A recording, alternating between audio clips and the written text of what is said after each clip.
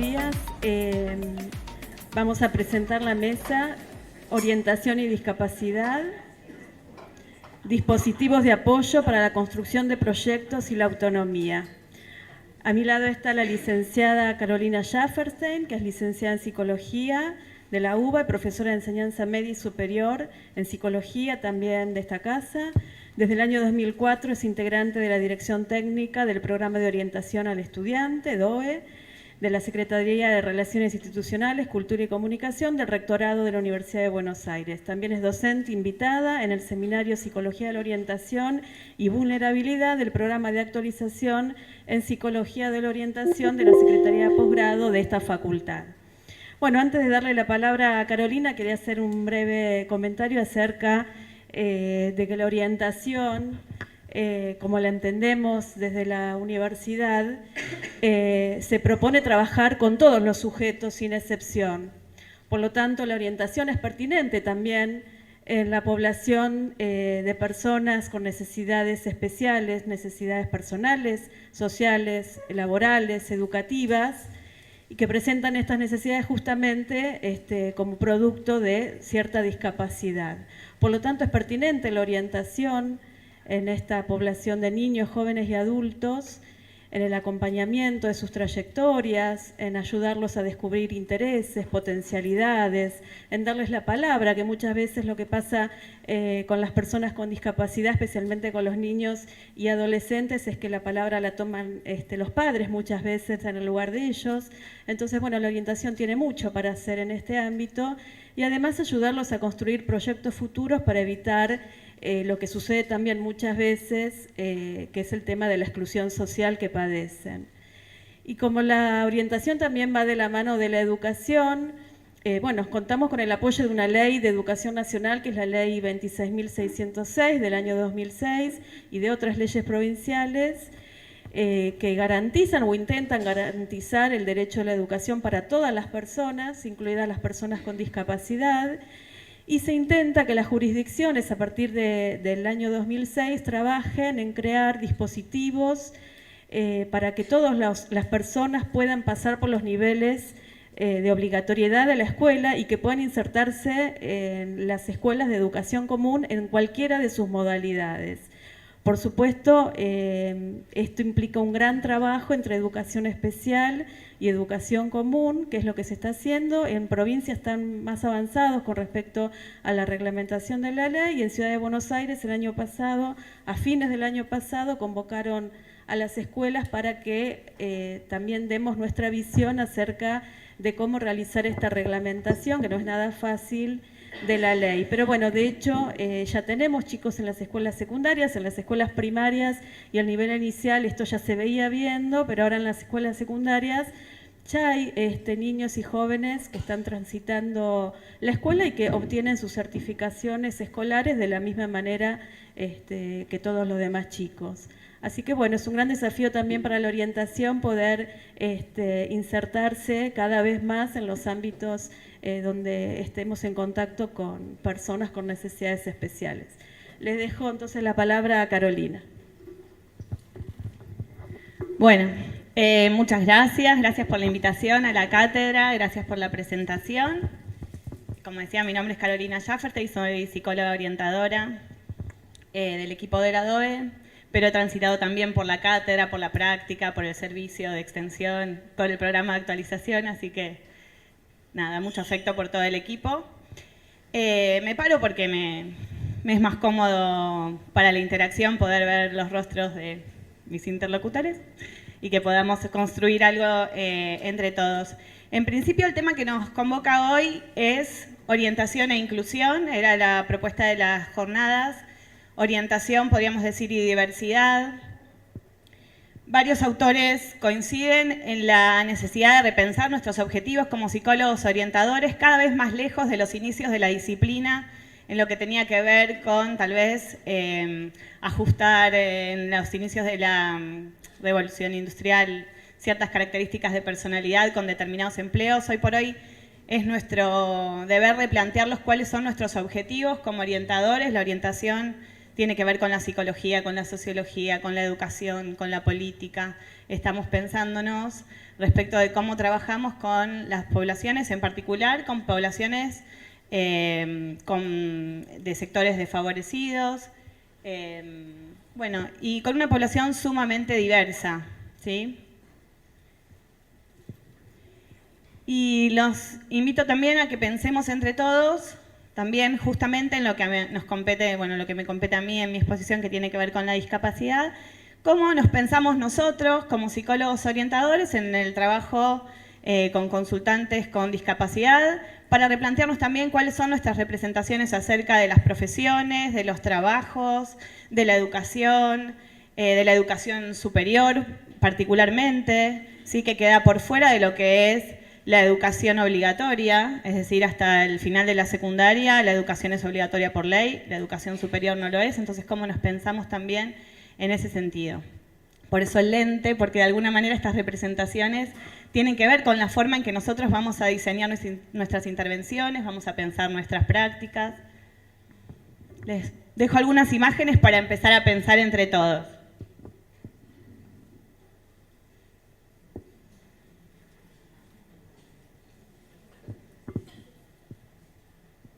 Por si no se llega a ver, es un joven que ha luchado mucho por obtener su titulación como profesor de educación física, que tiene, bueno, una discapacidad motriz.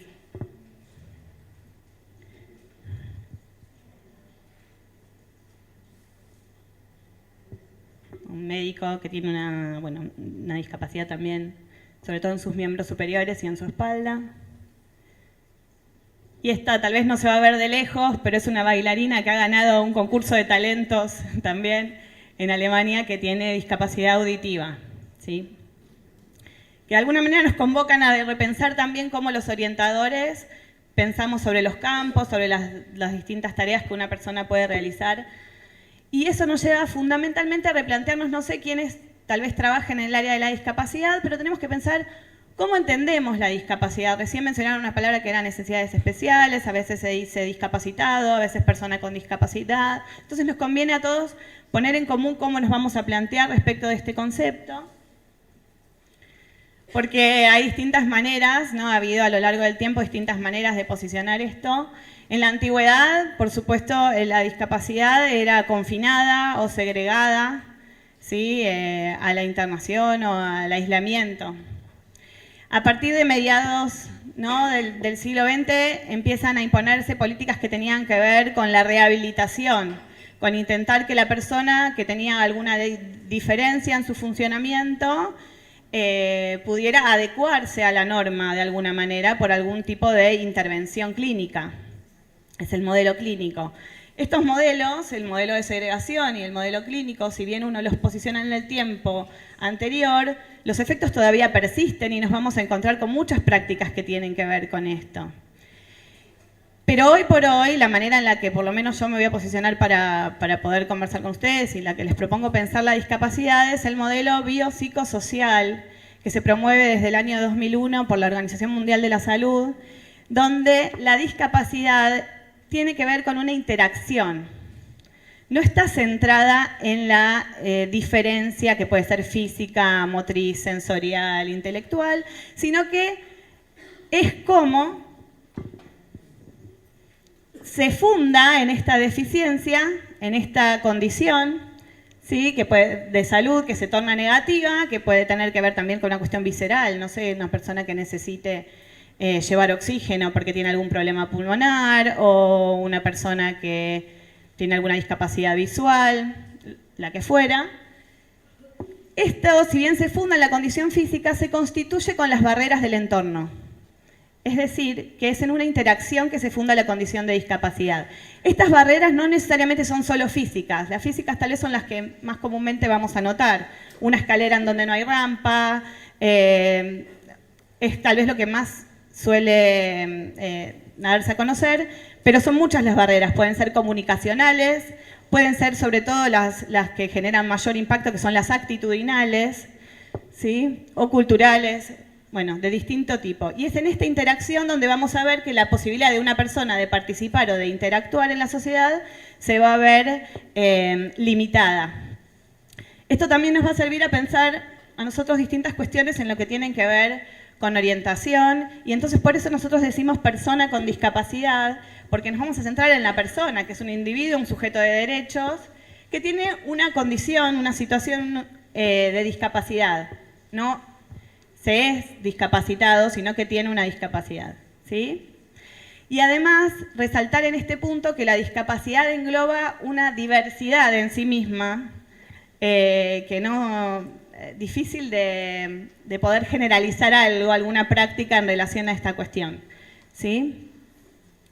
Pero volviendo sobre esto, es muy importante porque a lo largo de este encuentro, que dicho sea de paso, ha sido un placer porque he escuchado ponencias muy interesantes, se ha hablado mucho de lo que tiene que ver con los orientadores, como pensándonos en cómo colaboramos procesos de construcción identitaria en el sujeto pensando sobre sus inserciones sociales. Y si bien pensaba terminar con esto, quiero tomarlo ya desde el principio, cómo las inserciones sociales que nos estamos pensando en acompañar también van a estar determinando la situación de discapacidad. Por eso es tan importante nuestro rol como orientadores, ¿sí? Respecto también a cómo vamos a pensar también que nos ampara la Convención Internacional de los Derechos de las Personas con Discapacidad, que es del año 2006. En nuestro país es ley desde el 2007, es la ley 26.378, si mal no recuerdo, puede ser que después lo chequeamos bien, pero sería el número. Esta convención está desde libre acceso y es una ley bisagra que nos permite pensar en distintos aspectos que tienen que ver con el respeto por la diversidad, con la igualdad de oportunidades, con la libertad de elección, con la posibilidad del derecho a la educación de las personas con discapacidad, para la educación desde inicial, primaria, secundaria, superior, formación laboral, distintos tipos de ocupaciones, ¿sí? Bueno, en líneas generales, el respeto por el trabajo como fuente de dignidad también, la posibilidad de las personas con discapacidad de pensarse en los empleos. Algunos pasajes de la Convención para destacar. Bueno, el artículo 27, donde habla del derecho de las personas con discapacidad a trabajar en igualdad de condiciones de las demás. Ello incluye el derecho a tener la oportunidad de ganarse la vida mediante un trabajo libremente elegido o aceptado, para lo cual ahí mismo se sugiere el acceso a distintos servicios de orientación vocacional, de orientación técnica y vocacional, ¿sí? Y ahí se insta a los estados a realizar los ajustes razonables que se consideren necesarios para que la persona pueda gozar de sus derechos, o sea, para garantizar estos derechos que la misma convención promueve, ¿sí? Es difícil el término ajustes razonables porque es muy amplio y nos deja pensando, bueno, ¿qué sería un ajuste razonable? Habla de que sea, que no imponga una medida excesiva o una cargas indebidas en quien lo tome, pero sí pensar que cuando nos posicionamos como orientadores, tal vez nuestras estrategias no son para todos las mismas, no construimos con el consultante el mismo tipo de procesos, y esto no solo se refiere a la población con discapacidad, sino que estamos trabajando entre personas y de ahí vamos construyendo en la singularidad, ¿sí? Como decía Virginia, también en la Ley de Educación Nacional del año 2006, la orientación vocacional es tomada como una herramienta para brindar las oportunidades necesarias para desarrollar y fortalecer la formación integral de las personas a lo largo de toda la vida, ¿no? Volvemos a insistir sobre esto de que la orientación ya no es para un momento puntual que tiene que ver con la finalización de la escuela, sino que a lo largo de la vida los orientadores podemos acompañar estos procesos de cambio, de transición, de pasaje de un nivel educativo a otro, de una mudanza, de la inserción en el ámbito laboral, de la elección de un taller recreativo, ¿sí? Volvemos sobre, bueno, esto ya estuvo en algún momento mencionado, sobre algunas de las temáticas fundamentales hoy por hoy. El tema de las transiciones en el caso del trabajo con la población con discapacidad no es un detalle menor, porque tenemos que pensar que muchas veces desde las buenas intenciones, las personas con discapacidad transitan muchos años por las instituciones, mucho tiempo de escolaridad, o hay como tal vez situaciones como de cierta endogamia, de moverse siempre con grupos de personas que comparten algún tipo de discapacidad, y la posibilidad de pensarse en otras inserciones genera mayores ansiedades o mayores temores, incluso trabajando, no sé, en algunas divisiones de jóvenes sordos del último año de escuela secundaria, los temores eran, si hasta la escuela secundaria tenían intérprete, cómo se van a mover después, no solo en lo que es la universidad, sino para ir al médico solos, para estar en la calle y preguntar sobre algo a otra persona y que la otra persona les entienda, ¿sí? Pero siempre centrado también en que el sujeto pueda ser agente activo de esta orientación, ¿sí? Hay una premisa dentro de lo que es, digamos, de los derechos de las personas con discapacidad, que es nada sobre nosotros sin nosotros. Tal vez desde una mirada clínica se intentaba esta idea de yo tengo el conocimiento de lo que la otra persona necesita para poder orientarse. Nosotros podíamos saber a qué trabajos le convendría dedicarse, tal vez, ¿no? Pero es importante esto, reconocer en el sujeto que nos consulta, tenga o no una discapacidad, sus propias, digamos, que esa persona pueda reflexionar sobre sus recursos, sobre los obstáculos que pudieran presentarse, sobre sus intereses, sobre sus gustos.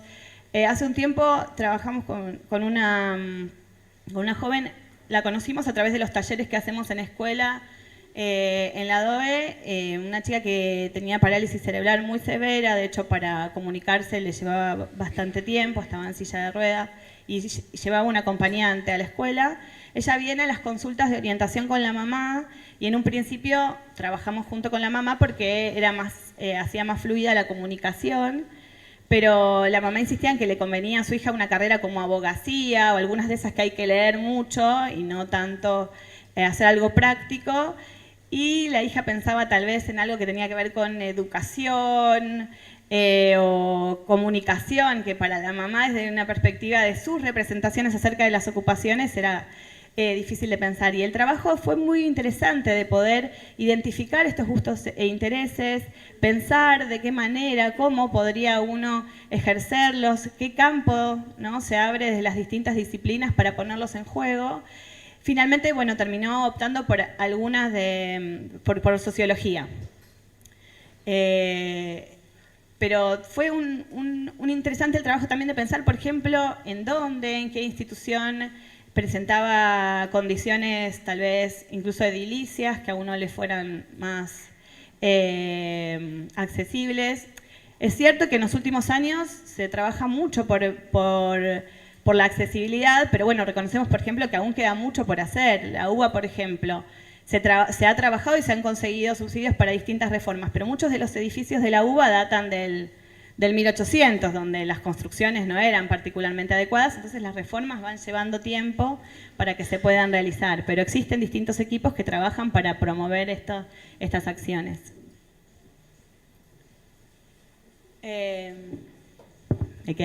Me llegaron los 5 minutos. Bueno, entender, en principio, lo que veníamos hablando, reconocer los recursos y también los obstáculos, que la persona pueda reflexionar acerca de su situación, pero también con mayor información acerca de las carreras, de los campos ocupacionales, de las distintas ofertas de estudio, de las casas existentes. Estamos hablando de casos en los cuales pudieran pensar una inserción en educación superior. A veces el trabajo tiene que ver con pensar a qué tipo de taller le gustaría participar. A veces los sujetos con discapacidades tal vez más severas, que pasan mucho tiempo en centros de día, van a los talleres que ese centro de día pone en un horario estipulado, todos al mismo taller. La posibilidad de pensar qué tipo de actividad, reconocer gustos e intereses básicos también es menester propio del orientador, colaborar en términos de hacer una vida más plena, ¿sí? y saludable. Bueno, Y pensar también en lo que tiene que ver con los principios de la intervención social, de poder pensar en que tal vez podamos acompañar a los estudiantes en los primeros recorridos por estas instituciones, sea la universidad, sea un ámbito laboral, sea la posibilidad de explorar estos gustos a través de los cursos, favorecer la conformación de redes de apoyo. Fíjense cómo desde la perspectiva del diseño universal se supone que uno va a diseñar algo y esto va a redundar en beneficio de toda la población en general, no de la población con discapacidad específicamente. Y cuando estamos hablando de esto estamos pensando que si yo pienso en campos ocupacionales más amplios, que si considero que hay distintas inserciones o propuestas de formación posible, además de la educación superior, de cómo pensarse en el trabajo de manera más placentera, estoy pensando en toda la población con la que pudiera trabajar como psicólogo orientador, tenga o no una discapacidad, esté sobre todo pensándolo en colaborar también, cómo estas situaciones se combinan. Pensaba cuando hablaba, por ejemplo, René, y si este chico que nace de una mamá de este 15% de madres adolescentes además tiene una discapacidad y además vive en una situación en condición de vulnerabilidad y la mamá tal vez no accedió a determinadas condiciones de educación y no tiene determinado acceso a los servicios de salud, ¿cómo esta situación se ve entonces como con mayores necesidades y la vulnerabilidad se multiplica? Entonces, para pensar cómo podríamos intervenir para favorecer mejores condiciones para esa población en particular. Me apuro. Bueno, por eso, nuevamente pensaba en un ejemplo gráfico para pensar la discapacidad, porque no he mencionado con el apuro tantos ejemplos, pero para entender esto que decíamos de cómo podemos pensar en el aspecto contextual de la discapacidad, la posibilidad, por ejemplo, de una persona con discapacidad visual, que es más frecuente que podemos ver, de poder estudiar, no está dada solo por puntualmente la discapacidad a nivel de la vista. Tenemos que pensar si va a acceder o no a un medio de transporte, si hay señalética dentro de la facultad, si los textos van a estar digitalizados, si tiene posibilidad de tener una computadora, si se puede transmitirle al profesor cuál es la situación para que le pueda dar el material antes, si va a dar, no sé, alguna apoyatura que requiere la parte visual o pensar distintas estrategias y cómo esto va a hacer que las barreras se vayan de alguna manera, si bien no desaparecen, pero se van alivianando y por tanto se va disminuyendo la situación de limitación o de restricción en la participación que supone la discapacidad. ¿Sí? Bueno, eso. Y agradecerles a todos por la escucha.